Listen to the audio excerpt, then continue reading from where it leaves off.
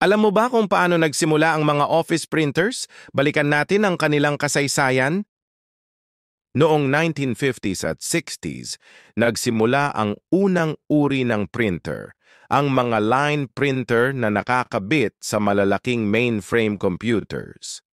Malalaki, maingay, at mabagal ang mga ito, pero kayang maglabas ng libo-libong pahina ng text gamit ang continuous paper. Pagsapit ng 1970s, ipinakilala ang dot matrix printers. Ito ang gumamit ng ink ribbon at maliit na karayom para bumuo ng letra at simpleng graphics.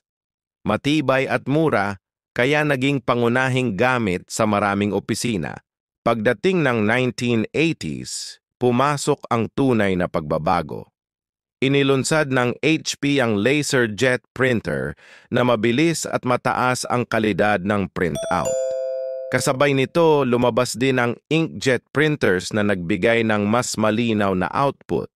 At unti-unting pinasok ang mas maliliit na negosyo at tahanan. Noong 1990s, naging mas praktikal ang mga printer. Lumitaw ang multifunction printers na may kasamang copier, scanner, at fax.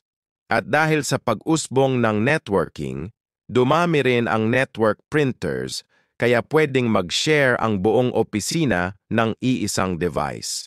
Sa pagpasok ng 2000s hanggang sa kasalukuyan, naging mas mabilis, mas tahimik, at mas matalino ang mga printer. Dumating ang color printing, wireless at cloud connectivity, at mas advanced na security features. Sa panahon ngayon, bahagi na sila ng digital workspace, handa sa pag-imprenta mula sa kahit saan, kahit anong oras.